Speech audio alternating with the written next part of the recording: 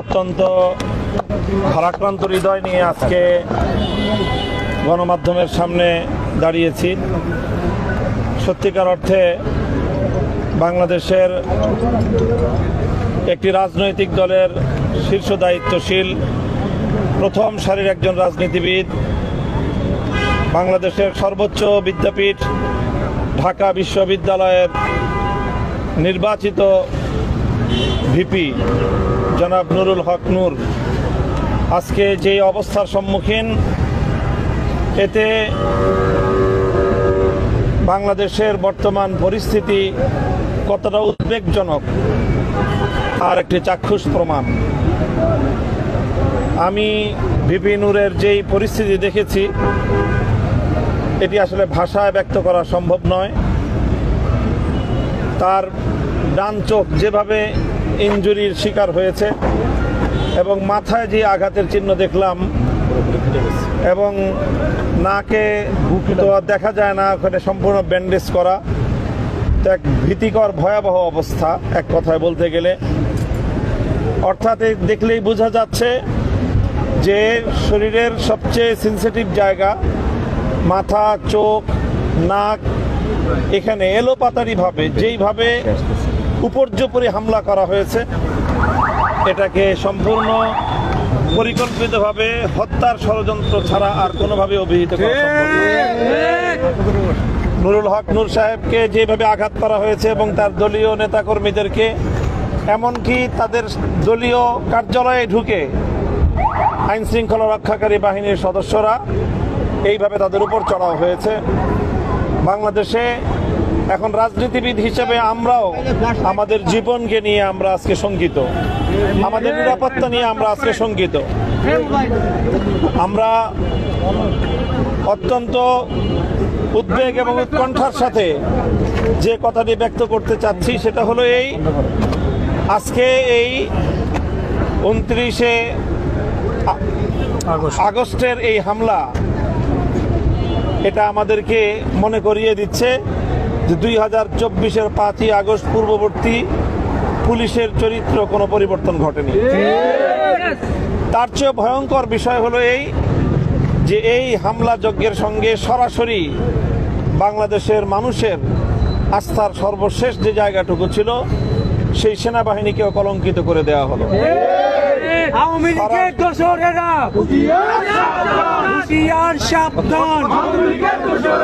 সরাসরি সেনা সদস্যরা ওপেন জাতীয় গণমাধ্যম এবং বিভিন্ন মিডিয়ার উপস্থিতিতে এইভাবে একজন দেশের বরেণ্য রাজনৈতিক নেতার উপর হামলা পরিচালনা করতে পারে, এটা সভ্য এই পৃথিবীতে কল্পনা করা সম্ভব না। কাজে আমরা মনে করি দেশ আজ গভীর সংকটের মুখে।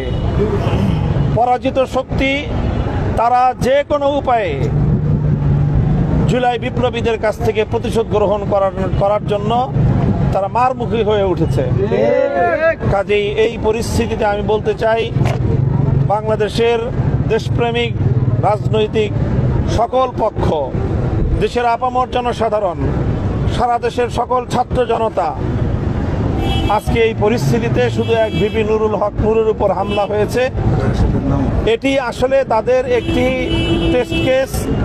তারা যদি আজকে নুরুল হক নূরের উপর এভাবে হামলা চালিয়ে এবং তার দলীয় সেক্রেটারি জেনারেল জনাব রাশেদ খান এবং অন্যান্য তাদের দলীয় প্রায় অর্ধ শতাধিক নেতাকর্মীদেরকে এইভাবে বর্বরোচিত হামলায় ক্ষতবিক্ষত করে দিয়ে, তাদেরকে হাসপাতালে শয্যাশায়ী করে দিয়ে যদি এই হামলাকারীরা পার পেয়ে যায়, তাহলে জুলাই বিপ্লবের অংশীজন কেউ নিরাপদ থাকবে না।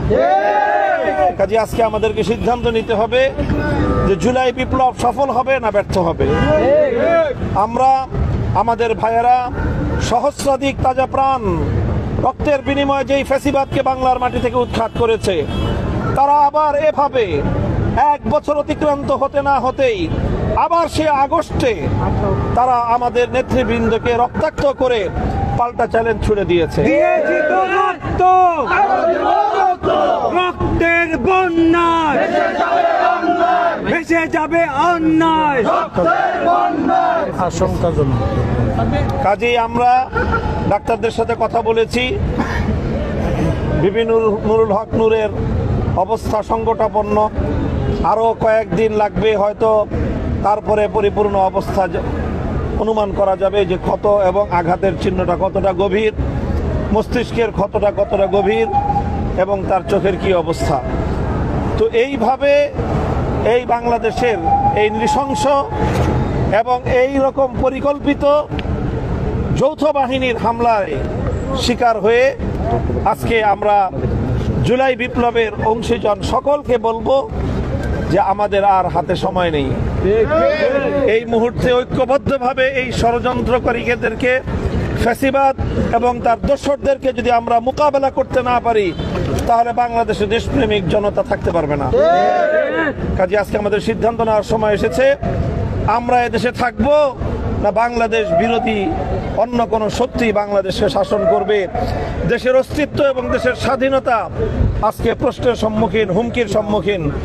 কাজে এই পরিস্থিতি থেকে যদি আমরা ঐক্যবদ্ধভাবে ইনশাল্লাহ আবার যদি আমরা মোকাবেলা করতে নামি, ইনশাল্লাহ ফ্যাসিবাদী স্বৈরাচারী শেখ হাসিনা যেভাবে দেশ ছেড়ে পালিয়ে যেতে বাধ্য হয়েছে, তার দোসরদেরও মুখোশ উন্মোচিত হবে এবং তারাও ইনশাল্লাহ জনতার এই ঐক্যবদ্ধ প্রতিরোধের মুখে তারাও পরাস্ত হবে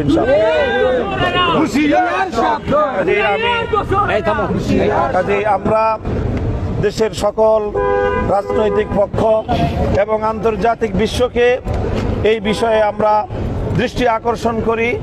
জাতীয় গণমাধ্যমগুলোকে আমরা বলি যে এই ঘটনার যথাযথ নিন্দা এবং এই ঘটনার প্রতিবিধান করার জন্য যা করতে হয় আমরা সকলে ঐক্যবদ্ধভাবে যেন সেটা করতে পারি, সেই প্রত্যয় আমরা ব্যক্ত করছি। ইনশাআল্লাহ আমরা রাতের মধ্যে, কালকের মধ্যে সকল রাজনৈতিক সংগঠনগুলোর নেতৃবৃন্দ আমরা ঐক্যবদ্ধভাবে আলাপ আলোচনার মাধ্যমে ইনশাআল্লাহ আমরা এর পরবর্তী যেভাবেই এর বিহিত করতে হয় আমরা সে পথেই অগ্রসর হব ইনশাআল্লাহ। সকলের কাছে, দেশবাসীর কাছে আমাদের ভাই জনাব নুরুল হক নূরের আরোগ্য কামনা করার জন্য, আরোগ্য কামনা করে দোয়া প্রার্থনা করছি। আল্লাহ যেন তাকে সুস্থ দান করেন এবং বড় ধরনের কোনো ক্ষতি যেন তার না হয়ে যায়।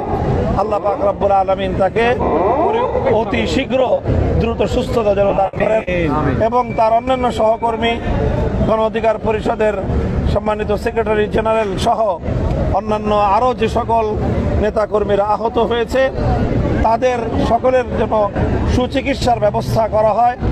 আর ফ্যাসিবাদী আওয়ামী লীগ এবং তার দোসর জাতীয় পার্টিকে বাংলাদেশের রাজনীতিতে পুনর্বাসন করবার যারা দুঃস্বপ্ন দেখছে তাদেরকে আমরা পরিষ্কার বার্তা দিয়ে দিতে চাই, জুলাই বিপ্লবীরা বেঁচে থাকতে বাংলাদেশে আওয়ামী লীগও রাজনীতি করতে পারবে না এবং জাতীয় পার্টিরও বাংলাদেশে